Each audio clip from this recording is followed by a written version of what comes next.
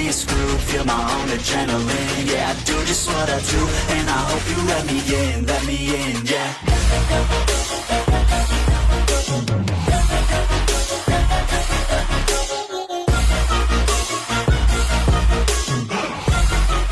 Hello and welcome back, fellow anime lovers, to Cypherfics.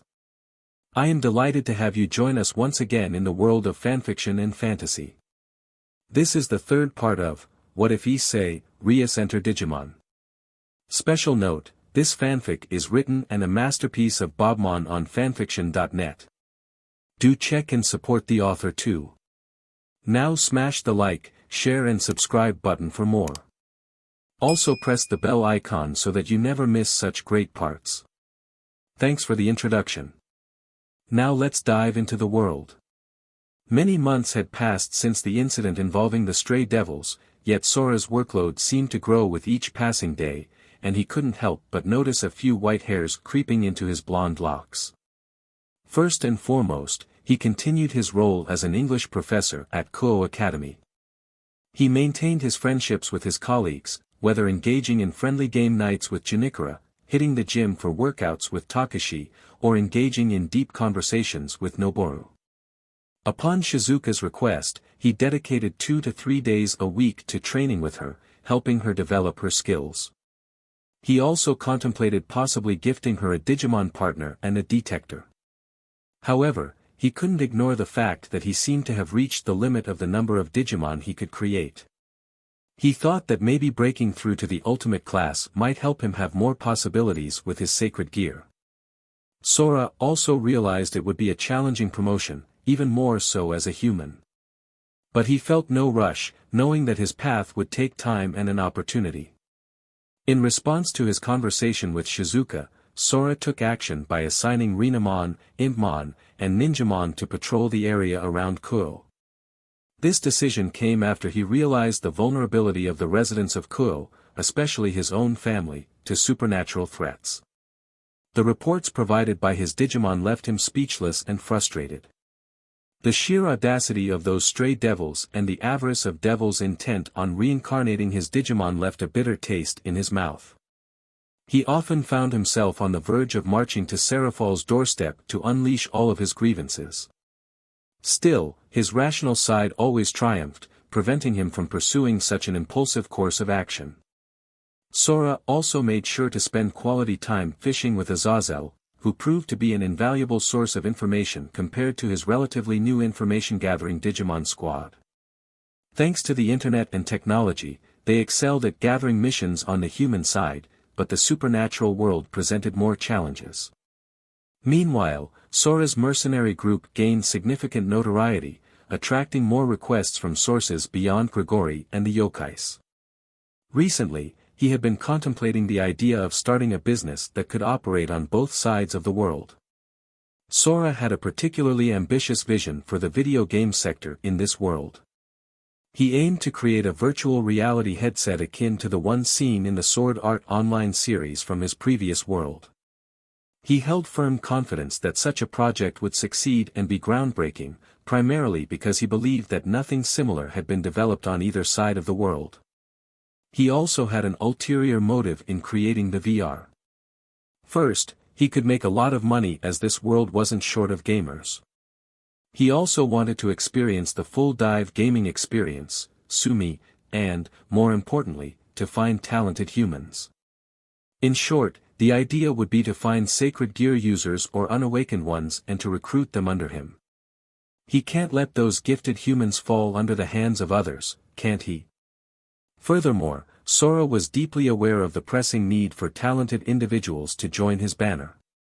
While his Digimon companions were formidable, there were inherent limitations to what they could complete.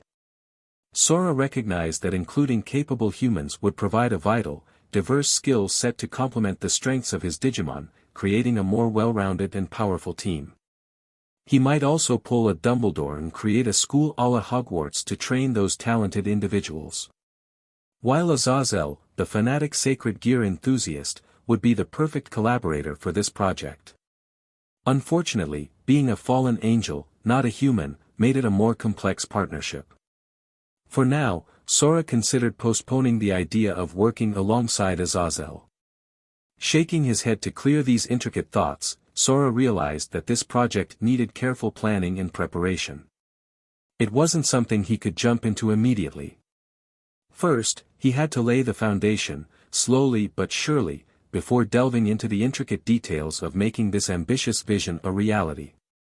Despite the ever-growing demands on his time, his life remained relatively peaceful, and he treasured his last day of peace since today marked the beginning for him and his Digimon faction. With Azazel's assistance, he had successfully arranged a meeting with the Carmilla faction, set to take place at a luxurious restaurant in Kyoto. Sora was also looking forward to the prospect of visiting Yasaka, as he genuinely missed her and the lively Kunu. She also seemed enthusiastic, persistently pestering Yasaka to play with him.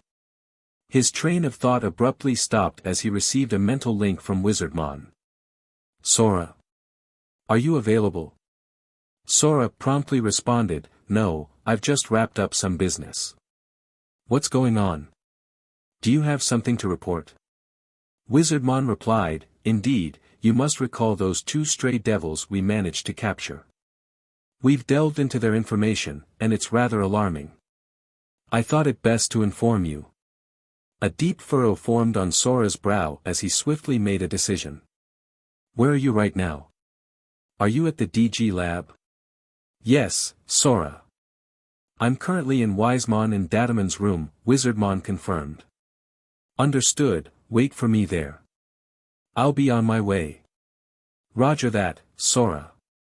Sora quietly entered Wisemon's office, having made his way from the DG lab.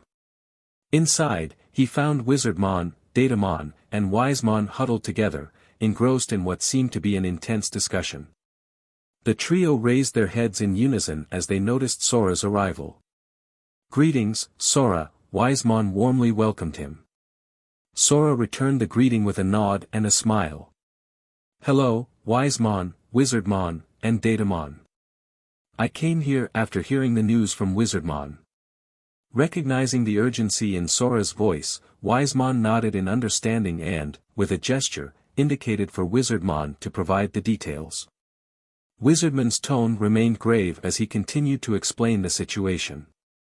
"As I mentioned during our previous conversation, after detaining the 2 stray devils, we delved deeper into the matter, and it appears that Kuo might indeed be facing some looming trouble." Sora leaned in, eager to understand the gravity of the situation. "Please, go on." "Very well," Wizardmon nodded. "To confirm the information we extracted from the captured devils, I dispatched Leomon and Dorumon to conduct a fact check. Unfortunately, the findings confirmed our suspicions. These devils were, in fact, former servants of the Auriac's heir. Their betrayal ultimately led to the heir's demise. It seems they were lured into betraying their MSTR by promises of greater power from a devil whose identity remains unknown to us." Sora's mind raced, recalling his previous encounter with the leader of the stray devils. Could this power be the same one I faced when I confronted their leader alone? Wizardmon replied, "It's a possibility, Sora. Regrettably, we still possess limited information about that particular incident. Nevertheless, moving on, our investigation uncovered that they had a hideout in the sewers of Kuo.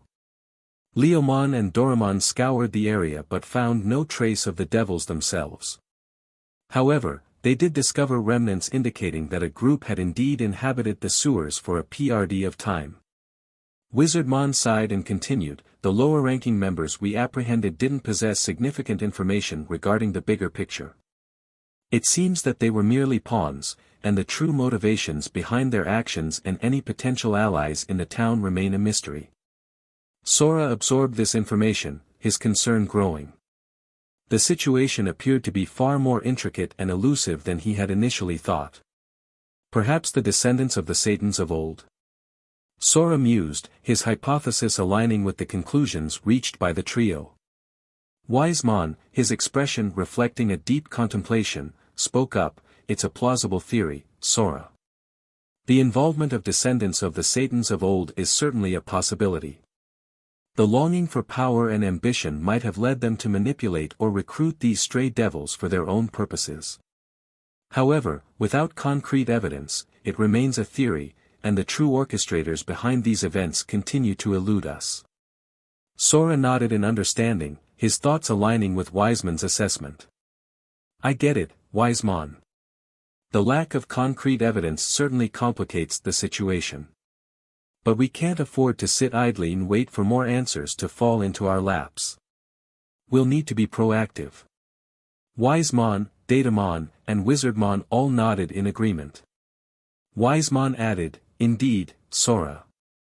We should continue our investigation, gather more information, and stay vigilant. The safety of Kuo and its residents remains our top priority. Turning to face the trio, Sora laid out the next step of their plan.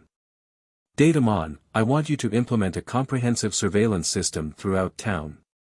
We need to identify any suspicious individuals or activities. I don't believe they'll remain hidden for long. Datamon nodded in acknowledgement. Understood, Sora. I'll initiate the surveillance immediately. Sora then directed his attention to Wizardmon. Wizardmon, I'd like you to mobilize more Digimon to enhance security measures throughout the town. We need a visible presence to deter any potential threats and focus on gathering more information about these individuals. Wizardmon responded promptly, of course, Sora. I'll get right to it. Sora's eyes met Wiseman's, conveying the urgency of the situation. Wisemon, I need you to create protective wards around Kuo immediately. If you sense any sign of trouble or if the situation escalates, don't hesitate to call upon the assistance of the other magic Digimon. Wisemon nodded, his expression determined. It will be done, Sora. With this additional measure, Sora aimed to ensure the safety of Kuo and its residents, fortifying their defenses in the face of potential threats, especially since he had to leave the town for his meeting. Securing this alliance was pivotal for expediting his plan and fostering the growth of his Digimon.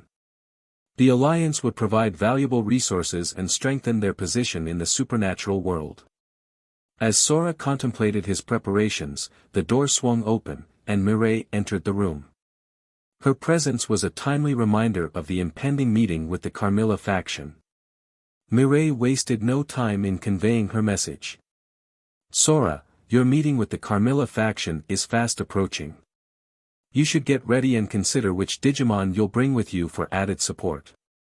Sora acknowledged her reminder with a grateful nod. Thank you for the heads up, Mireille. Mireille smiled warmly. No problem, Sora. As Mireille exited the room, Sora found himself deep in thought, considering which of his Digimon companions he should bring to the important meeting. In a secluded chamber within an opulent restaurant in Kyoto, an enchanting blonde-haired woman sat regally, flanked by two loyal attendants. This group comprised none other than the reigning queen of the Carmilla faction, along with her two loyal confidants. Queen Carmilla appeared to be a woman in her late 20s, exuding an air of mature allure. Her presence commanded attention, and her statuesque, voluptuous figure was the epitome of elegance and power. Her piercing golden eyes seemed to hold otherworldly wisdom, perfectly complementing her cascading golden hair that tapered into sharp spikes at the ends. Adorned in her signature attire, she wore a crimson gown accentuated with sharp, obsidian frills gracing her waist and chst. A striking white panel elegantly traversed her torso, creating a captivating contrast. Her arms were encased in pristine white gloves that extended gracefully up to her upper arms, while her legs were sheathed in sleek black stockings. To complete her regal ensemble, she donned white high heels that added a touch of sophistication to her already commanding presence. Seated beside Queen Carmilla was Elmenhild Karnstein, a noble, pure-blooded vampire and an unwavering member of the Queen's inner circle. Elmenhild possessed a striking, doll-like appearance that captured the essence of delicate beauty. Her long, wavy, light blonde hair framed her face gracefully, cascading in a silken cascade that contrasted beautifully with her deep, mesmerizing red eyes. Like a Western doll, her facial features were exquisitely sculpted, radiating an ethereal charm.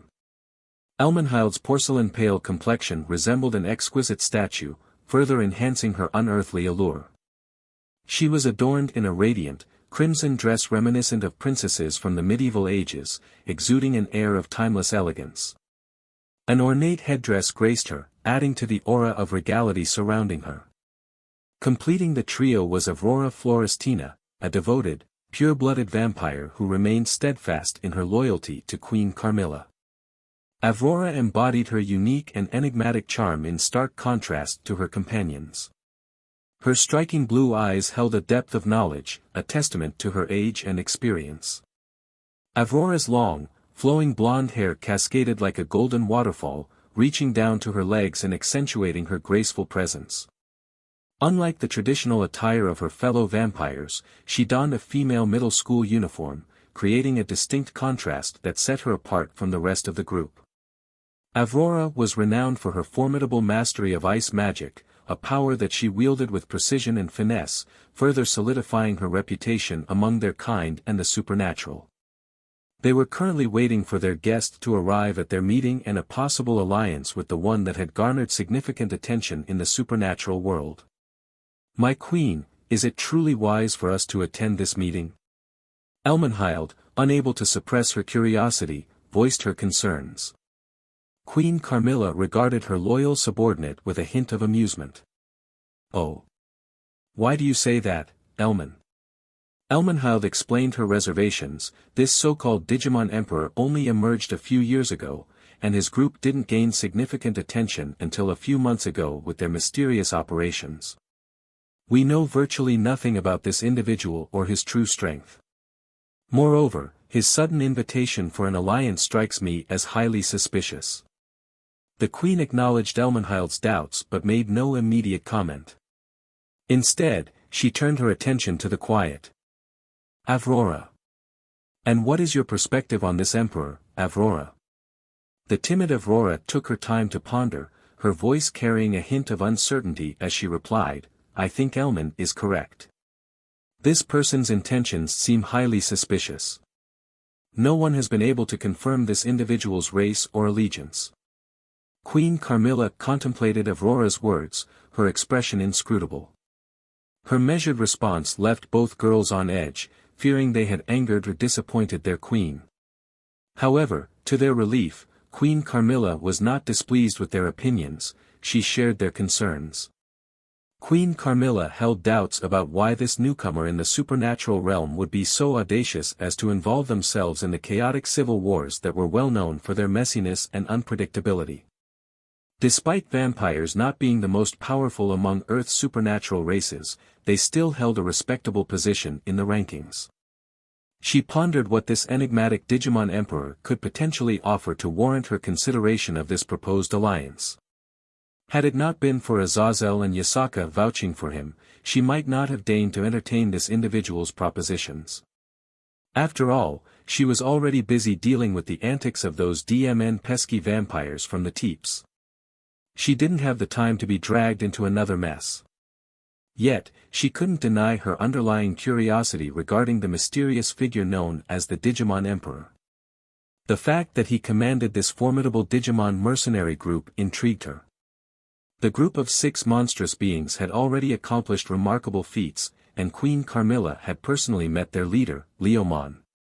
While she recognized that Leomon's current strength was beneath her own and that of her loyal subordinates, she saw the immense potential in him to further develop his capabilities.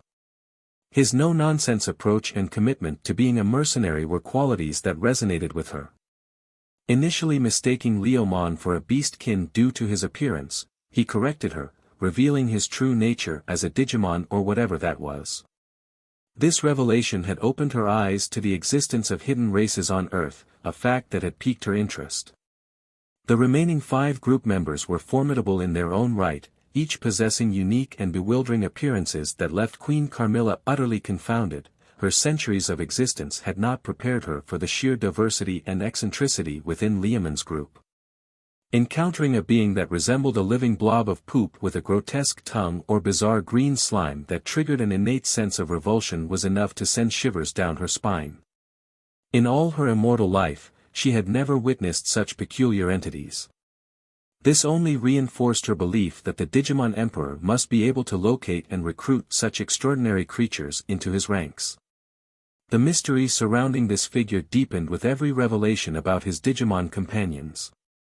As Queen Carmilla was lost in her thoughts, the private room where she and her subordinate resided was forcefully knocked, drawing the attention of all three of them. They gazed at the door, their curiosity piqued, as it slowly creaked open. Finally, their mysterious guest had arrived. Time seemed to hang in the balance as they collectively studied the first individual who gracefully entered the room. An aura of elegance surrounded this newcomer, and their attire exuded a regal and enigmatic quality. The high-collared cape and gloves added an air of mystique to their appearance. Crimson eyes and glistening fangs contributed to the classic vampire allure, while sharp, claw-like fingers and menacing teeth further reinforced the vampire impression. To Queen Carmilla's surprise, this individual did not possess the telltale scent or aura of a vampire. It was as if they were a living contradiction, vampire-like in appearance but lacking the essence of one. The three women exchanged perplexed glances as they contemplated this enigma. But the surprises didn't end there. As the second guest entered, the room was filled with gasps of awe and disbelief. The distinctive features of this newcomer were unmistakable. A dragon echoed in the thoughts of the three women simultaneously. Dragons, known as some of the world's most formidable and revered creatures, held an unrivaled place in the hierarchy of supernatural beings. Admired, respected, and feared across ages, they were synonymous with power and majesty. Dragons were a reclusive and proud race, rarely mingling with other species, let alone pledging allegiance to another. To witness a dragon in the presence of the Digimon Emperor was a revelation that sent shockwaves through the room. The very fact that a dragon had chosen to align with the Emperor, willingly or not, hinted at a power that surpassed even the regal dragons themselves. This humanoid dragon possessed a robust and imposing physique reminiscent of a battle-hardened warrior. His scales glistened with an ominous emerald hue, bestowing formidable protection and a daunting aura. Atop his head rested a crown-like helmet, extending gracefully into the upper contours of his face. A lightning-shaped horn adorned the pinnacle of this regal headpiece. Within his helm, sharp crimson eyes exuded an unwavering determination. His reptilian visage bore a fierce and sly grin, revealing a formidable row of teeth that gleamed menacingly. His powerful arms and hands were adorned with imposing gauntlets, further accentuating his formidable presence. Their collective gaze felt the immense power emanating from this creature, causing even Queen Carmilla to experience a shiver of trepidation. In this moment, their belief in the might of this Emperor Digimon solidified as he unabashedly showcased the strength of his subordinates. They were utterly flabbergasted by the identity of this self-proclaimed emperor. To say they were shocked would be a gross understatement, as they had harbored suspicions about the extraordinary nature of these individuals from the very beginning. The most astounding revelation was that he was a mere human yet held complete dominion over these formidable and monstrous creatures. The emperor himself was dressed in an impeccably tailored, dark-colored suit, complete with a formal tie, giving him an air of sophistication and authority. He also wore a matching dark overcoat that draped regally over his shoulders, further enhancing his aura of power. His sharp, intelligent eyes were concealed behind a pair of dark sunglasses, adding an air of mystery to his appearance. His dark hair was neatly combed, and his overall presence exuded a quiet confidence and a sense of control. Queen Carmilla's mind raced as she sought to understand how a human could stand in such a position in a world filled with powerful beings. Her thoughts darted to the possibilities of sacred gears, the divine gifts of the biblical God, which had the potential to empower humans in this realm. The idea that this human might be a wielder of the Annihilation Maker, one of the top-tier Longinus sacred gears, crossed her mind.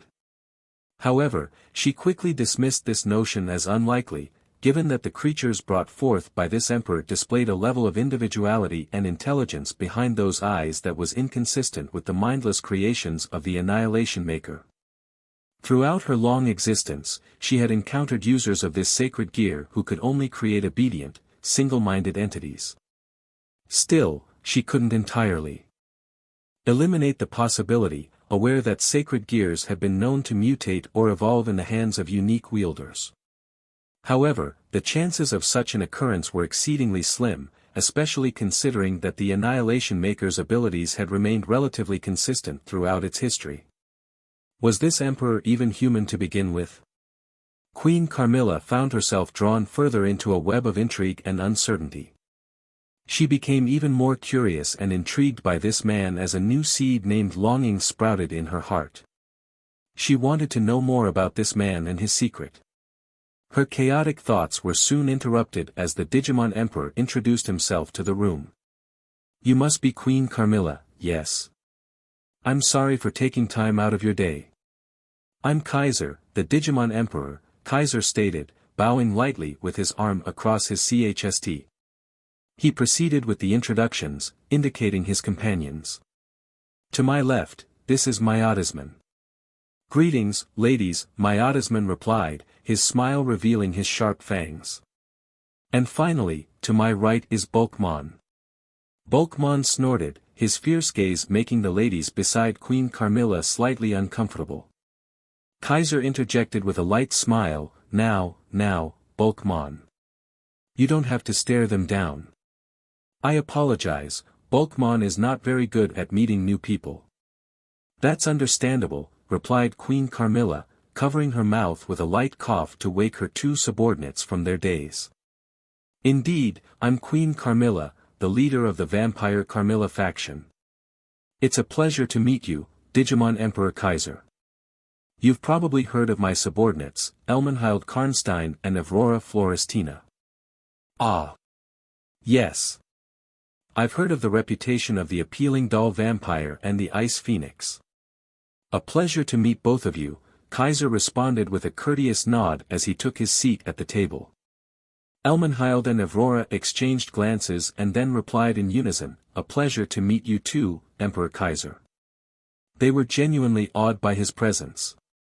Miasman and Bobmon stood beside the door, taking on their protective roles. Kaiser offered Queen Carmilla a warm smile. How about we start with ordering, he suggested. I've heard wonderful things about this restaurant and would love to savor some Kyoto cuisine. What do you think, Queen Carmilla? She nodded graciously and replied, that sounds quite acceptable, Emperor Kaiser, as she turned her attention to the menu. Kaiser perused the menu and placed a selection of orders with the waitress. Once the order was complete, he took a moment to observe the famous Queen Carmilla. He couldn't help but acknowledge that the rumors he had heard about her beauty were far from an exaggeration. Her beauty was striking, with a captivating allure that had evidently ensnared the hearts of countless men. She wasn't the sole focus of his attention, in any case. The two girls accompanying her were undeniably charming as well. Yet it was Queen Carmilla who held his fascination. He observed her openly, and to his surprise, she met his gaze with an enchanting smile, a silent acknowledgement of his interest. Kaiser found it intriguing. It appeared that the queen held her curiosity about him, and that was a thought that pleased him. Kaiser couldn't deny his sinful nature, and in the presence of this captivating woman, he felt an irresistible urge to hold her close. Among the many women he had encountered in his life, Queen Carmilla was a unique enchantress. He flashed her a warm smile as he inquired, "How has your day been, Queen Carmilla?" His gaze was fixed on her, and he noticed that she had completed her order. The nervous waitress had hastily departed under the watchful eyes of Bobmon and Miasman. Kaiser decided to start with some pleasantries before delving into the heart of their meeting. Perhaps he could uncover some intriguing details about this enigmatic queen in the process. My day. Carmilla's voice held a note of intrigue as she maintained eye contact with Kaiser. It was rather ordinary until I had the pleasure of meeting you, my dear Emperor. I never expected to encounter someone as captivating as you. Although you currently hold a peak high-class status, your growth potential appears limitless. It seems you're on the brink of breaking through the barrier to the ultimate class. Queen Carmilla's enchanting smile did not escape his notice. Kaiser, sporting a confident smile, responded, as expected of Queen Carmilla to be able to sense my strength. Furthermore, he expressed his longing to break through to the ultimate class. I only need an opportunity to surpass this high-class barrier. After all, I've spent 3 years at this level, which is more than enough. It's time for me to aim for the big league. Kaiser's confident response was met with a delighted chuckle from the vampire queen. She playfully covered her mouth with her hand, a charming gesture that bewildered her subordinates. Queen Carmilla's eyes sparkled with a mix of admiration and amusement. Truly. This is remarkable, my emperor, Queen Carmilla purred, her voice carrying playfulness and admiration. Her coquettish demeanor was unusual for her subordinates, who witnessed a side of their queen they had never seen before. It added a surreal layer to the atmosphere in the room. Even King Teeps, who was considered Queen Carmilla's husband, had never witnessed this side of Her Majesty. They feared he would spit BLD to his death if he were informed of this incident. After all, he fought and bled for this position, yet he couldn't even hold the hand of his supposed wife. Carmilla's mood underwent an abrupt shift, shedding her previous flirtatious demeanor to embrace her ruler's aura once more. Kaiser couldn't help but raise an eyebrow at the sudden change, though he maintained his smile. Evidently, the queen had little interest in continuing the small talk, and he was content with that, as he, too, had pressing matters to discuss regarding their meeting. After all, he had utilized Azazel's connection to arrange this meeting. So he was indebted to Azazel, and if the negotiations ended up not working, he would have to repay Azazel either way. It would genuinely annoy him. Carmilla fixed her gaze intently on Kaiser, her eyes piercing. Digimon Emperor Kaiser, what are your intentions with the arrangement of this meeting, particularly after asking this rather perverted crow? Kaiser responded with a straightforwardness that aligned with his honest intentions. I seek to formalize an alliance with you, the vampire of the Carmilla faction. Inwardly, Kaiser decided there was no need for deception in this matter, as his primary goal was to forge an alliance to smooth his goal. He did have some minor personal agenda, but nothing that would jeopardize the queen or her faction. Carmilla hummed quietly as she contemplated Kaiser's response. I see. Will this alliance pose any threat to my faction? Kaiser's reply was swift and reassuring, of course not, my queen. I am but a newcomer to this world, and I have made few, if any, enemies thus far. I also heard from Azazel that you wish to aid us in our civil wars. That is correct. May I ask why? Asked Carmilla with piercing eyes. I wish to pick up someone from the Teeps clan, but unfortunately, this princess is under heavy surveillance. Carmilla frowned at Kaiser's implication as she thought of someone special inside the Teeps territory. Valerie Teeps? What a daring man you are, Carmilla acknowledged with a mixture of admiration and curiosity. No. Wonder you sought our assistance. But why should I grant you access to this girl? While I can't provide a guarantee that the Carmilla faction won't secure victory in this war anytime soon, I am confident enough in my abilities to eventually command the entirety of the vampire world through my husband, she continued with a self-assured smile. Her confidence was unshakable, and she was determined not to let Valerie Teeps slip through her grasp. Carmilla was fully aware of the potential that Valerie Teeps possessed. In fact, she had even considered grooming the girl to be her successor as the next queen when she decided to step down from her role. Indeed, Queen Carmilla, your strength is undoubtedly formidable, Kaiser remarked, maintaining his relaxed grin as he prepared to reveal a game-changing revelation. But that might not be the case, all thanks to the involvement of a third party in this war that supports the Teeps clan from the dark. The room fell silent as the weight of Kaiser's words hung in the air, leaving Queen Carmilla and her entourage in stunned contemplation. Queen Carmilla's entire being quivered with a mix of shock and uncertainty at Kaiser's revelation, and her silence spoke volumes. Her girls, too, gasped in astonishment, realizing the implications of this unexpected revelation. They had fought in this civil war for a protracted period, yet the existence of a third party had eluded them until now.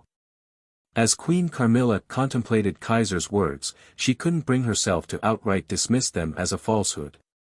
Instead, she found herself retracing her steps through the long and arduous war, recalling peculiar instances and anomalies that had seemed odd at the time but had gone unexamined. Her recollection recalled moments of her dear husband's peculiar behavior. Before this civil war had erupted, she had been the reigning authority in their territory, while her seemingly worthless spouse had preferred frivolous diversions. At the time, she had paid little heed to his antics and found him utterly inconsequential. However, as the puzzle pieces fell into place, she grew increasingly solemn, realizing that there might have been more to his actions than met the eye.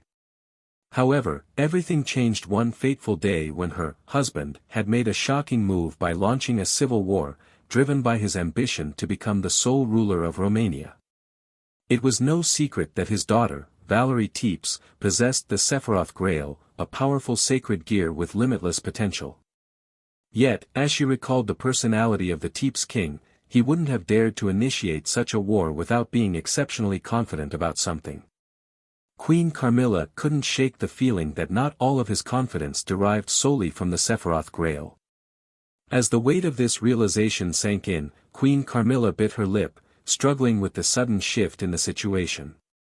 She felt like control was slipping from her grasp, and unable to resist her curiosity any longer, she turned to the composed Digimon Emperor with a question burning in her eyes.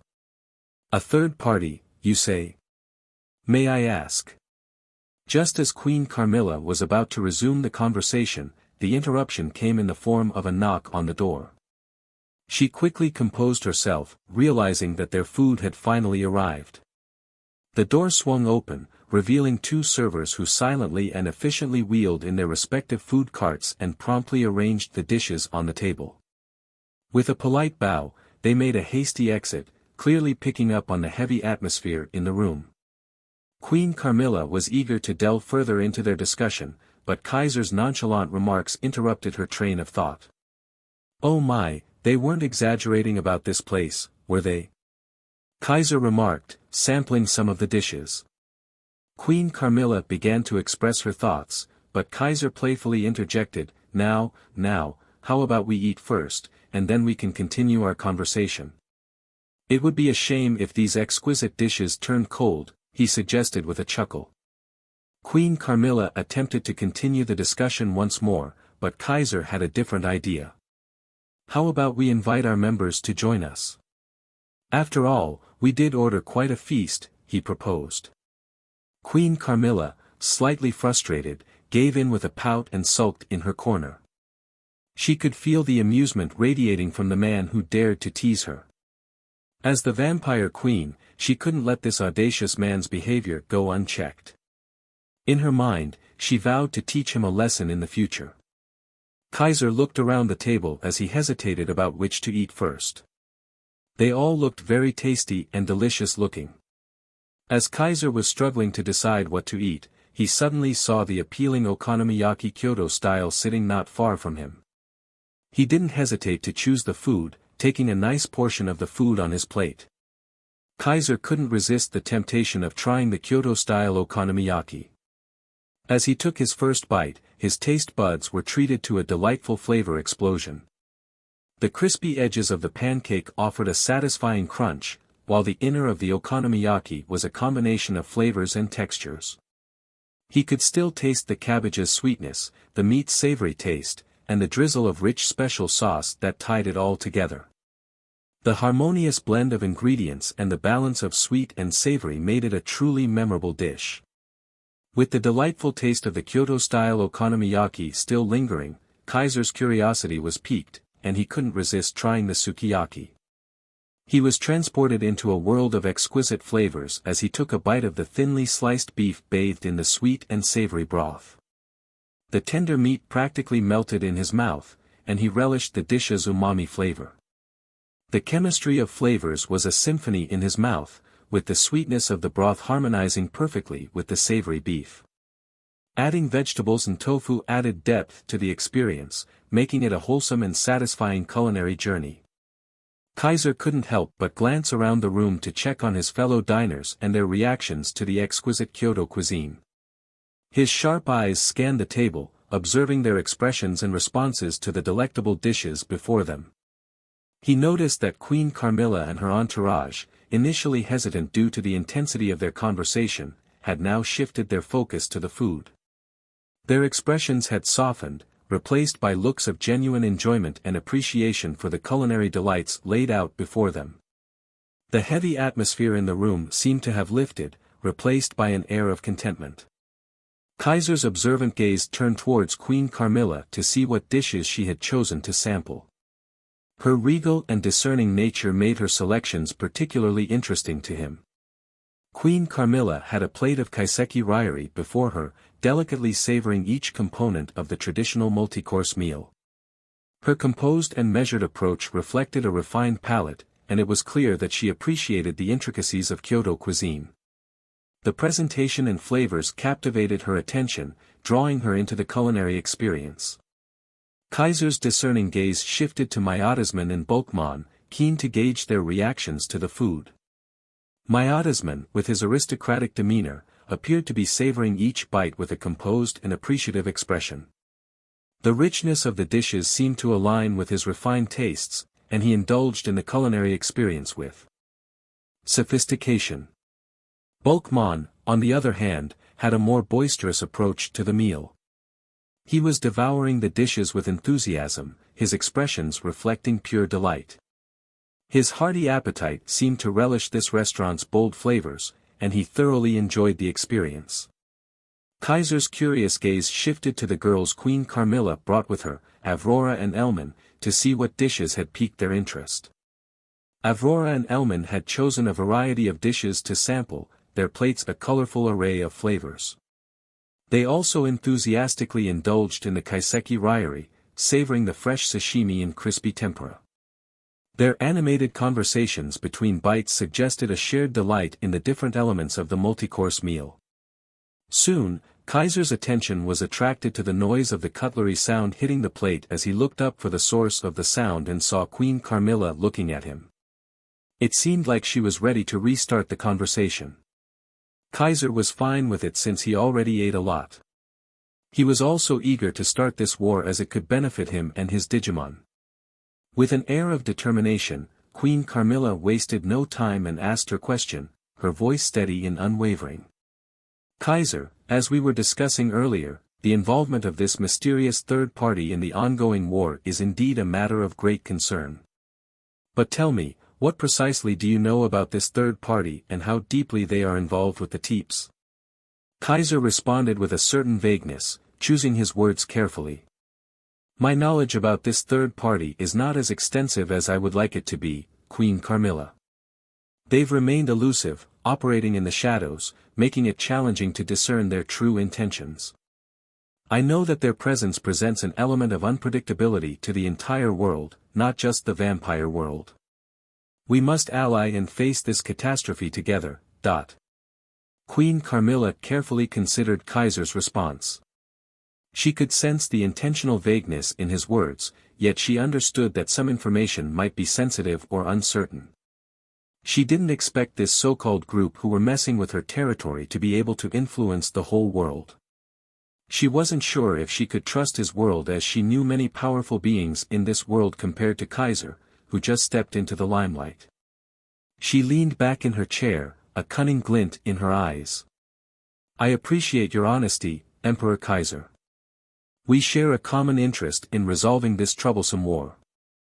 If you have any information or insights in the future regarding this mysterious third party, I trust that you will share it with us. After all, a potential alliance should be built on trust and cooperation. Kaiser took a moment to deliberate, weighing the implications of revealing the true identity of the third party.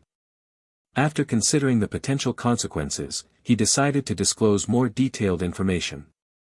Queen Carmilla, the group involved in your civil war is the Chaos Brigade, a notorious terrorist group for its ambitions and influence. More precisely, it's that Ryzavim himself that is involved in your affair. The name Ryzavim carried a weight of significance, and the room seemed to grow heavier as the revelation hung in the air. Queen Carmilla's expression shifted, reflecting more profound concern and hatred. She even crushed a part of the table by accident when she heard the name uttered by Kaiser. The situation completely changed as Kaiser had the advantage of the conversation. From all the groups or people that could be involved, she never would have thought that this madman would spread chaos in her territory. She then looked at Kaiser differently as she now regarded him as a peer. After all, she had fought in this civil war for many years, yet she couldn't detect such a conspiracy. She felt a chill behind her back as she remembered her encounter with this terrible devil.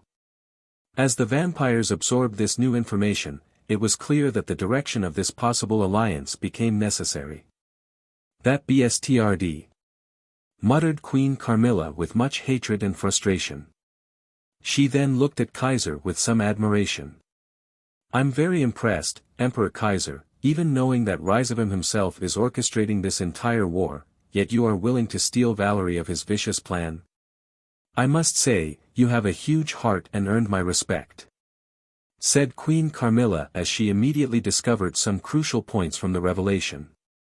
The Queen's insightful mind quickly pieced together the motives behind Ryzabim's involvement. She knew that Valerie's sacred gear was the likely cause of his interest, and his penchant for chaos was no secret. Kaiser's actions had earned her respect and gratitude, and she acknowledged his audacity.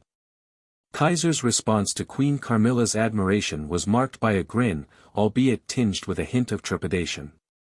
Indeed, while I may not comprehend the full horror of Ryzabim, I have confidence in my own strength. He was well aware that facing Ryzabim was a daunting prospect, and he remained uncertain of how Ryzabim's sinister plan had progressed.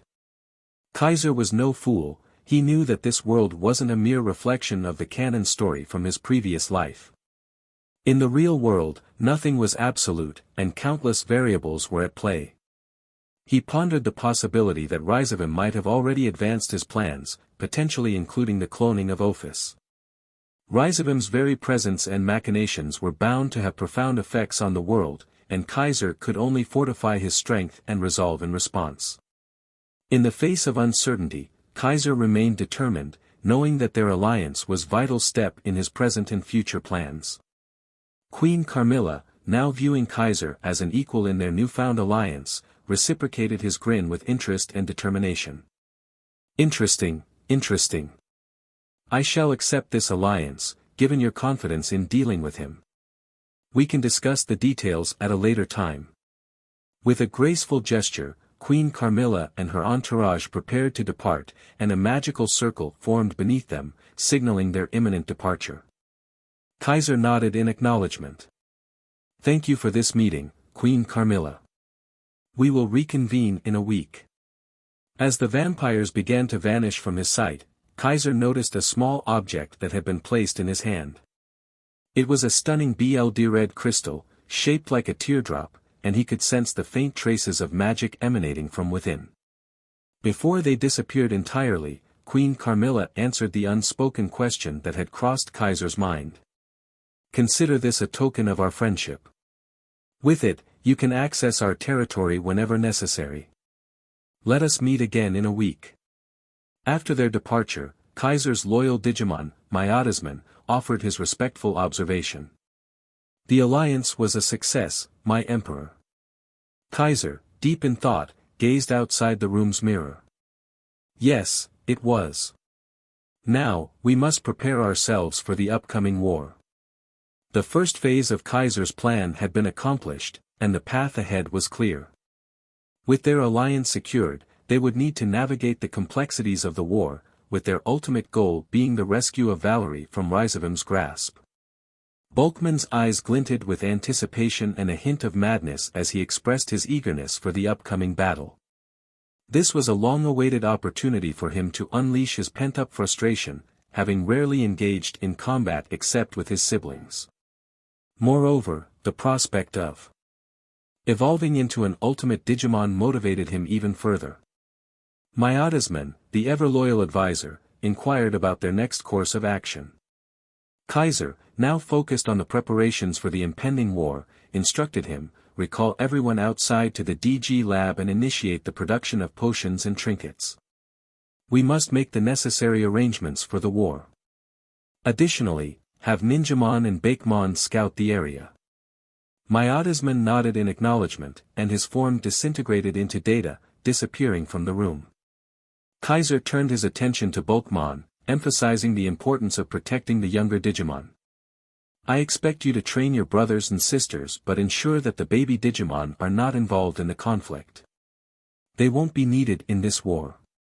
Bobmon, ever the loyal warrior, grinned and responded before leaving in the same manner as Miasma, understood, boss. With his commands delivered and his allies mobilized, Kaiser was ready to leave the room. However, he was interrupted by a knock on the door, indicating the arrival of the restaurant staff. Upon confirming his readiness to depart, the servers swiftly and efficiently cleared the table. "Thank you for visiting our establishment, sir," they expressed with deep respect, bowing in unison. As Kaiser left the private room, he knew that the alliance forged during this meeting marked the beginning of a new step in this new life. Kaiser waved in gratitude to the servers and expressed his thanks for the delightful meal. As he prepared to leave the restaurant, he exited without paying, as a resourceful fox had already handled the bill. With his thoughts drifting to the sly fox with a penchant for mischief, Kaiser decided it was time to pay her a visit. The meeting with the vampire queen had concluded peacefully, and now he had time to relax with someone special to him.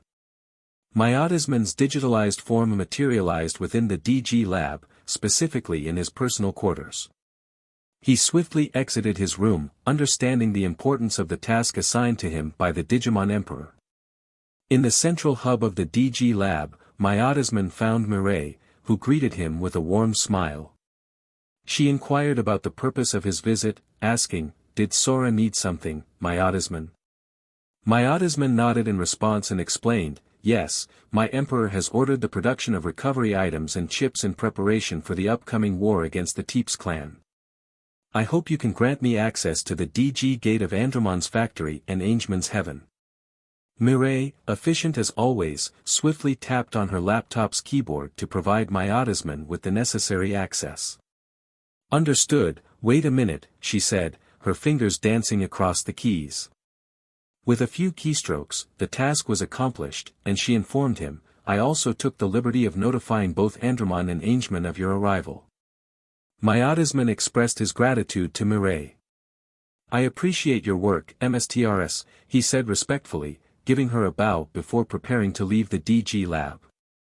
As he digitalized back into the internet, he reflected on the current state of their faction. While they had created pseudo-habitats within the human network for their convenience, the true potential of the real digital world was still out of their reach. Miasma eagerly awaited the day when the Digimon Emperor would gain the power to create an authentic dimension for Digimon to inhabit. They had unwavering faith in him, not only as their creator but also as a compassionate and charismatic ruler who granted every Digimon free will and existence, unlike the mindless creations of the Annihilation Maker. They believed in his vision for a brighter future for their kind. Their principal plan centered on waging war against those vampires to push the advance of their camp. It would not only secure substantial resources for their cause but also elevate their standing within the supernatural world. They also understood that the path they had chosen was coming with risks, and they might get the attention of powerful beings along the way. Nonetheless, Miasma was more than willing to take this risk, as he was confident in their emperor's leadership and vision. This war was the initial step of their growth, a calculated move to set their grand plan in motion. With the Digimon Emperor at the helm, they were resolute in their commitment to achieve their goals and bring about a new era. Miasma's first destination would be Angemon's domain, as he had a closer acquaintance with Angemon than Andromon. After all, they had met during the monthly meeting with every General Digimon and the Emperor. Additionally, the production of the recovery items would likely require more time compared to the operations at Andromon's factory. Miasma understood the urgency of the task at hand and knew that efficient coordination with both Digimon would be essential in preparing for the upcoming war. They only had a week, after all. Miasma arrived at Angemon's territory, a privilege granted to him by the Digimon Emperor. It was a unique experience for him since he had preferred to stay in his castle than to visit others. This was the Heaven Zone, an extraordinary place known for its ethereal beauty and serene atmosphere. It was a sacred domain, predominantly inhabited by holy Digimon and those of a virtuous nature. At the heart of the Heaven Zone is a massive floating island suspended in the digital skies. This island is covered in lush, vibrant vegetation, creating a paradisiacal landscape. Trees with radiant foliage, colorful flowers, and other flora adorn the island, casting a soothing and picturesque ambience. Nestled within the central island, there is a pristine pond with crystal-clear water. It reflects the azure skies above, and its banks are adorned with serene lily pads and aquatic life. The pond symbolizes purity and tranquility. Scattered across the main island are various celestial buildings that serve as dwellings, meditation chambers, and communal gathering places for the holy Digimon.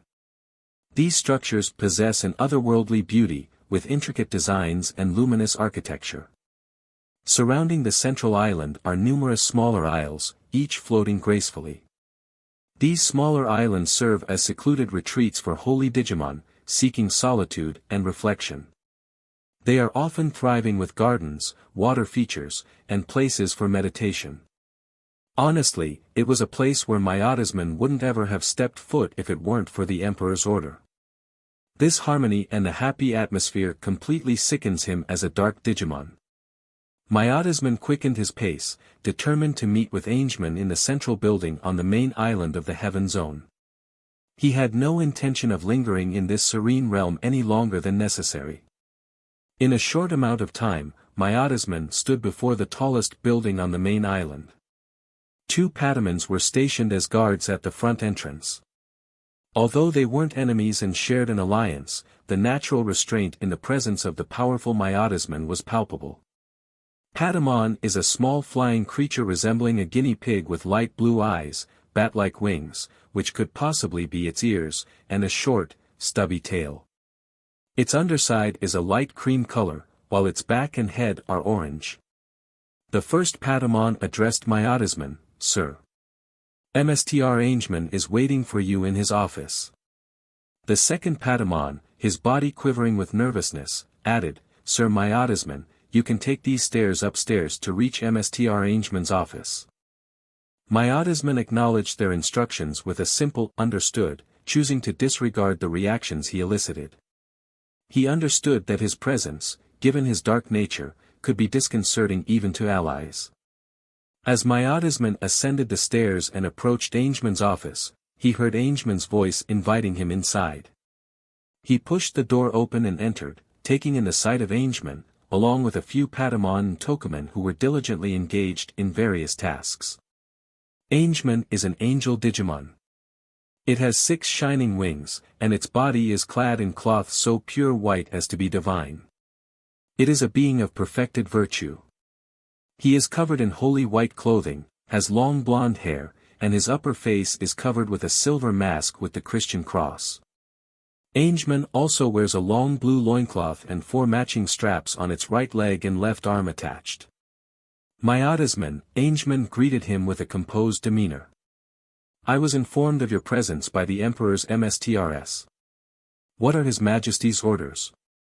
Angemon inquired, ready to listen to Miasma's instructions.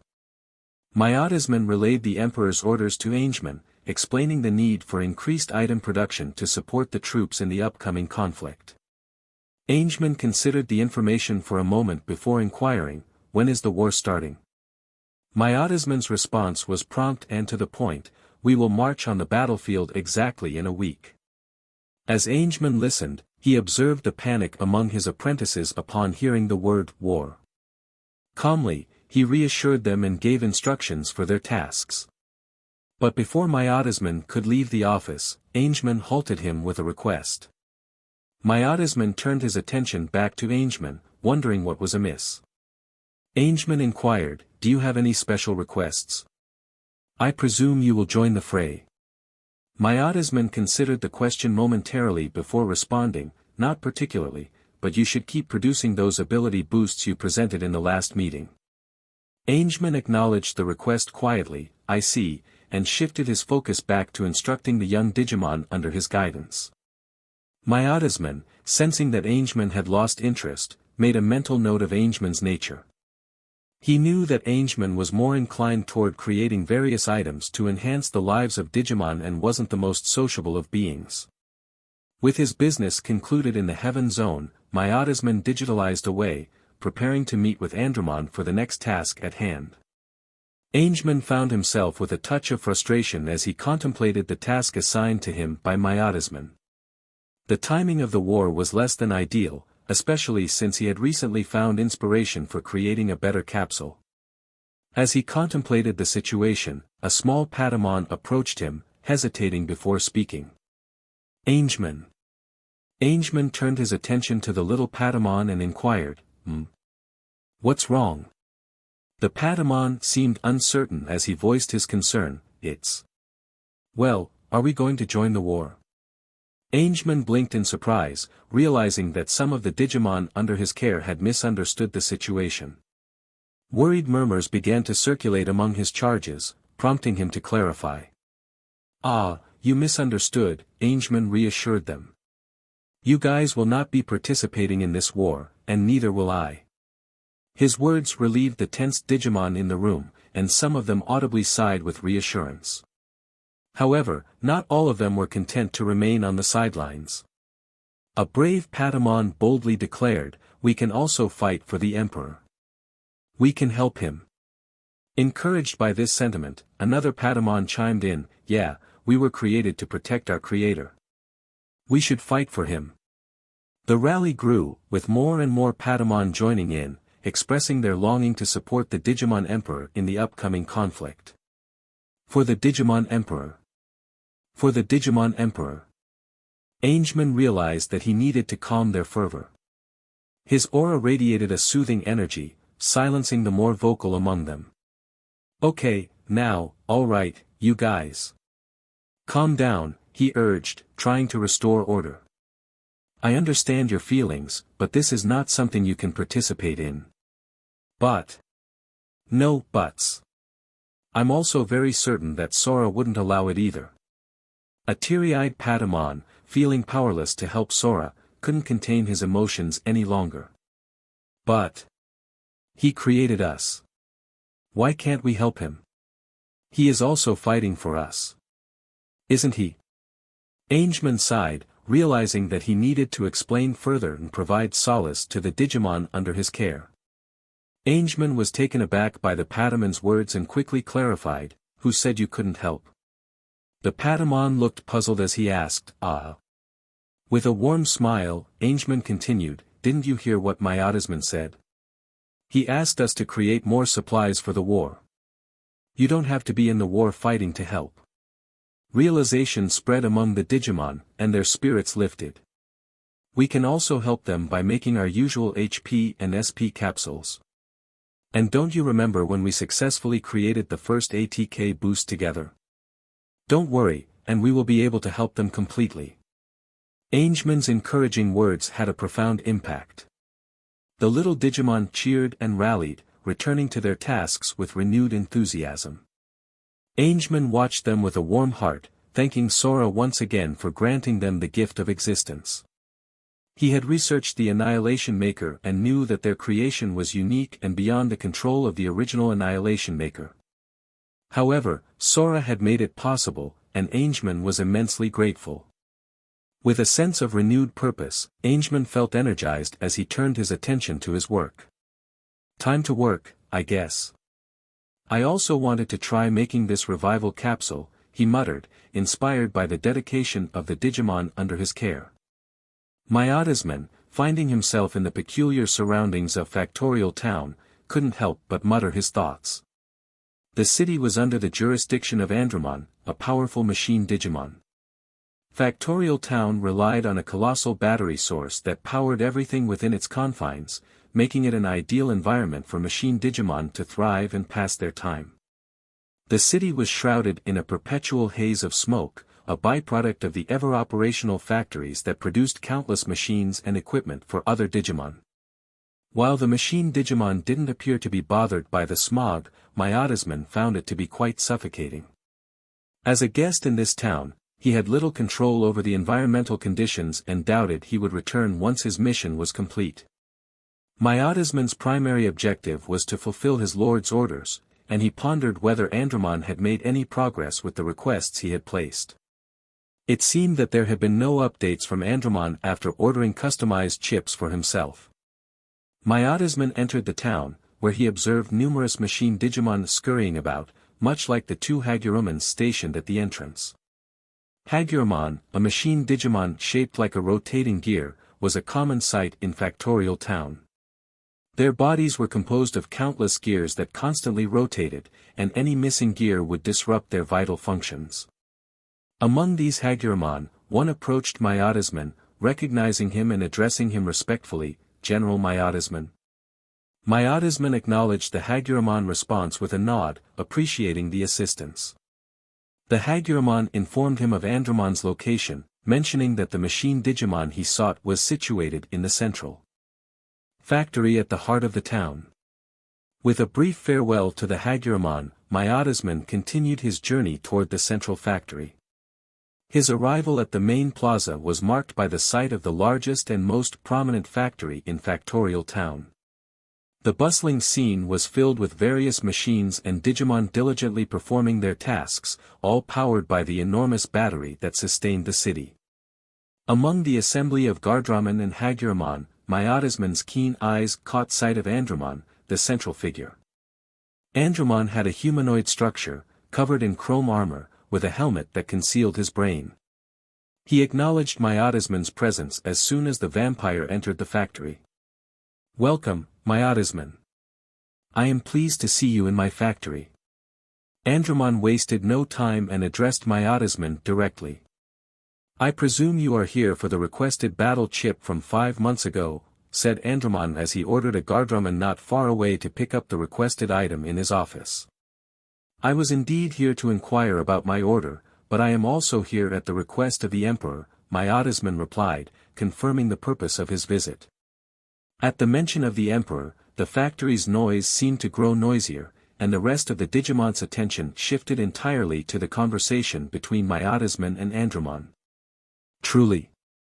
How interesting, is the Emperor ready to take action?" Andromon's curiosity was piqued, and he inquired. Miasma responded with determination, "You are correct, Andromon. We are prepared for war against the Teeps clan, and the Emperor has requested battle chips and various tools that can effectively combat vampires." Andromon fell into contemplative silence, calculating the implications of the Emperor's request. Meanwhile, a Hagurumon, dispatched by Andromon, returned with a sealed box, likely containing the requested items. Hagurumon, standing at attention, presented the sealed box to Miasma with a respectful gesture. Miasma took the box and opened it carefully, revealing the contents inside.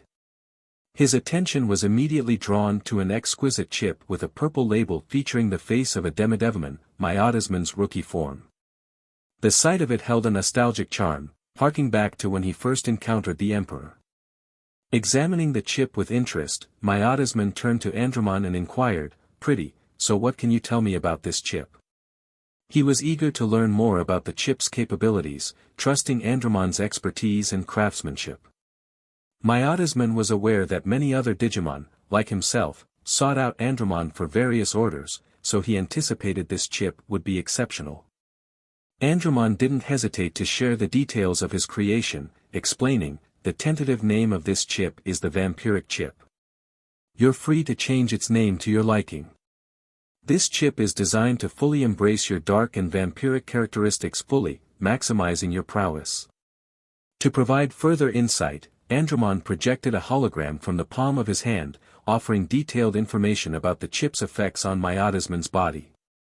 Eager to understand the full extent of its potential, Miasma carefully examined the holographic information provided by Andromon. Miasma carefully reviewed the holographic information about the vampire chip, which Andromon had created to enhance his combat abilities. The chip's attributes were impressive and aligned perfectly with his vampiric nature. Miasma was genuinely pleased with the final product, which met his expectations. Andromon had done an excellent job, and Miasma was confident that the vampire chip would be a valuable addition to his arsenal. Expressing his gratitude, Miasman turned to Andromon and said, "Thank you for the chip, Andromon. I am very satisfied with the final product. I shall leave you now as I return to my territory. If you ever require my assistance or have any further needs, you know where to find me." With that, Miasman turned to depart, carrying the newly acquired chip with him. Andromon observed in silence as Miasman's form disintegrated into data, departing Factorial Town and entering the data network. Once the vampire had left, Andromon refocused his attention on the Digimon under his command, who had overheard the conversation with Miasman. Andromon held the highest authority in Factorial Town, and no significant changes could occur without his authorization. The responsibility and trust placed in him by Sora during their early days as allies made him one of the Emperor's most trusted generals. Thoughts raced through Andromon's mind as he considered the extensive supply orders given by the Emperor. However, he quickly gained confidence and began issuing orders to the Digimon around him. Team A, head to Factory Number 4 and cease the current production. SWCH to producing Dark Guard, Wind Guard, Aqua Guard, Flare Guard, Electric Guard, and Noise Guard, Andromon instructed. A Guardramon, followed by a group of Haguramon, promptly left to execute the orders. "Roger," responded Guardramon, the leader of Team A. "Understood," echoed the Haguramon. Andromon smoothly continued with his directives, addressing Team B. Team B, proceed to Factory Number 2, halt the current production, and SWCH to the production of Poison Barrier, Panic Barrier, Paralysis Barrier, Sleep Barrier, Stun Barrier, and Pixel Barrier. Understood. With the critical tasks assigned to Teams A and B, Andromon turned his attention to the remaining team inside his factory. The remaining team will focus on producing attachments of various types. Work swiftly and efficiently. Understood, affirmed the remaining Guardramon and Haguramon. Andromon's efficient management of his resources and production units showcased his role as a capable leader, ensuring that the Emperor's orders would be carried out promptly and effectively. "What about us?" asked Numen, the green mollusk Digimon who managed to sneak inside the factory. Andromon was momentarily taken aback when Numen, the green mollusk-like Digimon with distinctive, ridiculous eyes, spoke up on behalf of his group. These Numen, who primarily resided in the town's sewers and generally kept to themselves, were now expressing their willingness to contribute to the Emperor's cause. Andromon had almost forgotten about their presence under his supervision. Realizing that they were now eager to assist, Andromon considered their potential role. With a nod, he replied, "Understood, you shall gather the components and inventory to the various factories all across the town." The Numen group reacted quickly, and one of them excitedly rallied the others, shouting, "Aye, you heard him right, boys. Let's get to work." The Numen enthusiastically responded, "Why," and swiftly departed to carry out their newfound responsibilities. Andromon watched them leave with a hint of amusement, appreciating their newfound dedication to the cause. He knew he had his own work to complete, including finishing the special orders from Bobmon and Leomon, who had sought his assistance. With a final glance at the enthusiastic Numen, Andromon entered his private workshop, prepared to fulfill the remaining orders from his colleagues. Andromon found himself in his workshop, surrounded by computers and various machines dedicated to crafting customized chips for his fellow Digimon. As he had mentioned before, he had an order from Bobmon to fulfill. Andromon had already created a chip to enhance Bobmon's abilities as a champion Digimon. However, a new challenge had arisen.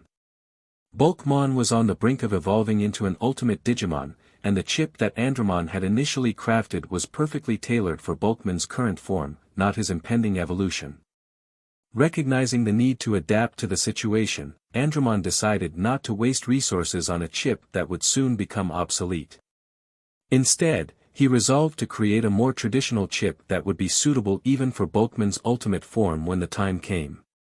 Andromon understood that creating a specialized chip for Bobmon's current stage would be inefficient, as Digimon was on the brink of advancing further.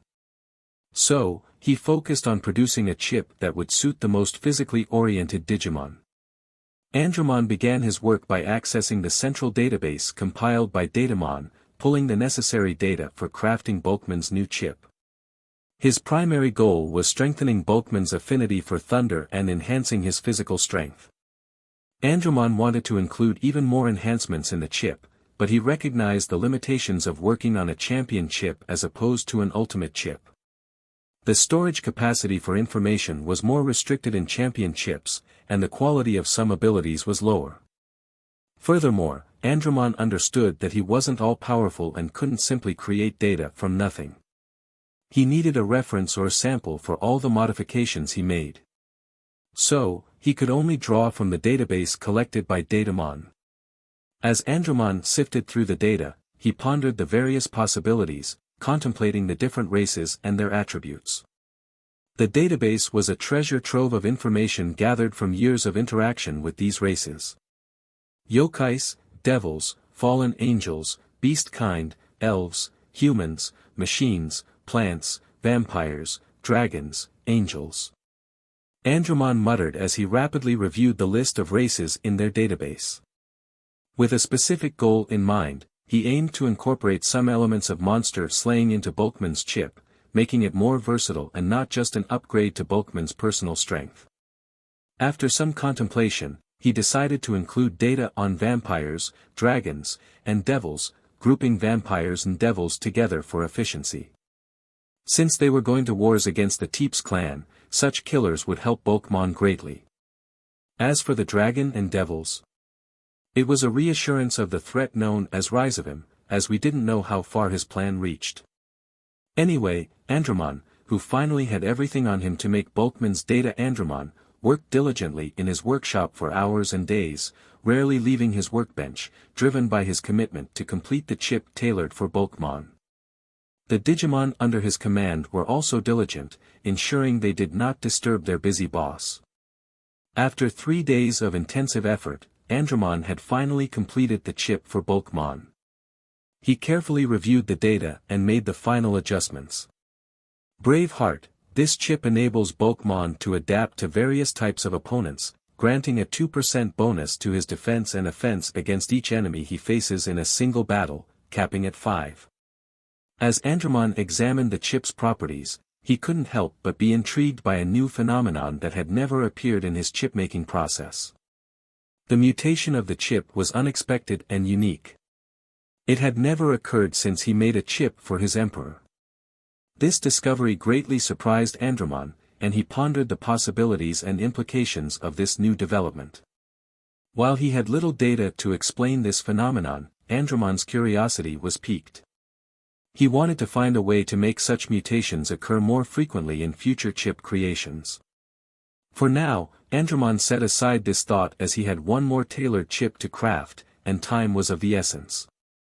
He carefully stored Bobmon's chip in a secure container and then returned to his workbench to prepare the next one.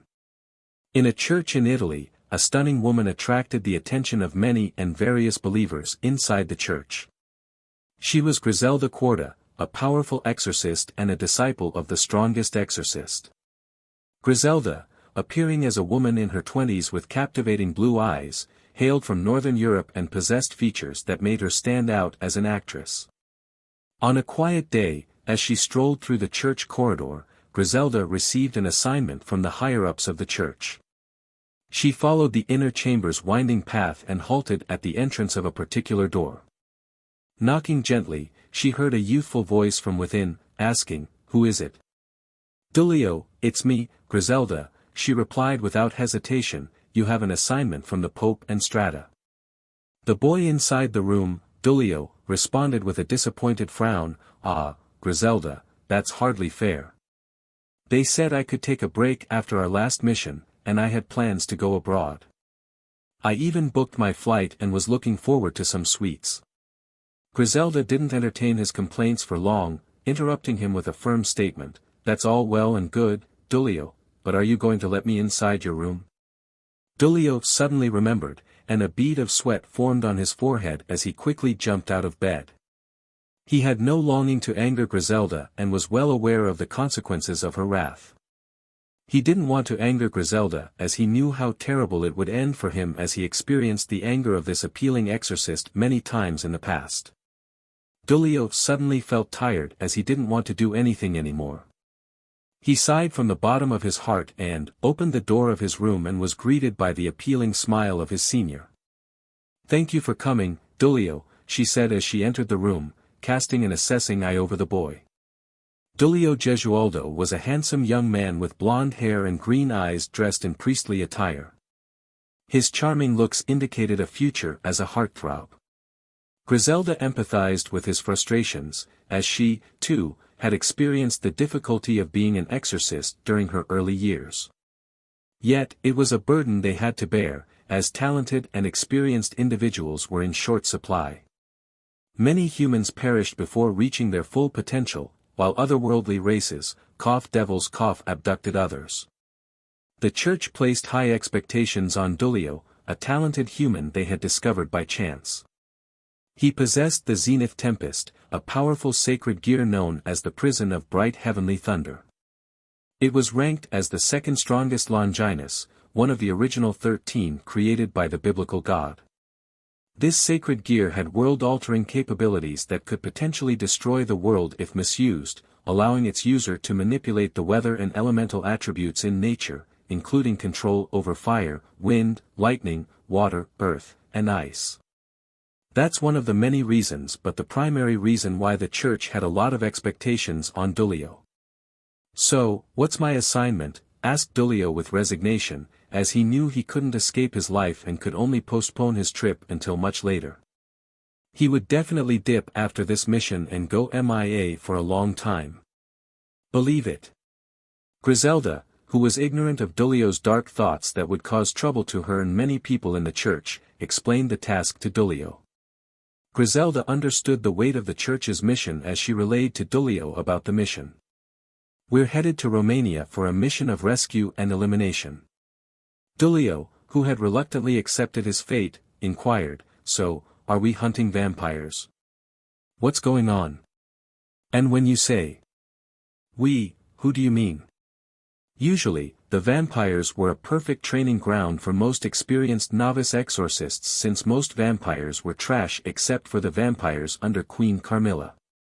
As for the vampires from the Teeps, they were more in tune with their urges and desires. So, most of the time, they were dealing with a beast with no brain. That's correct.